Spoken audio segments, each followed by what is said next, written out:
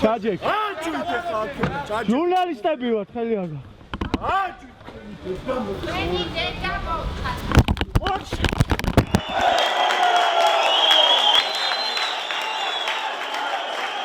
მადლით შენით საუნჯო კეთილთაო და მომნიჭება სადაც მინდა სასულსაც და მარადისაო კეთილთაო და მომნიჭებელო ცხოვრებისო მოვედა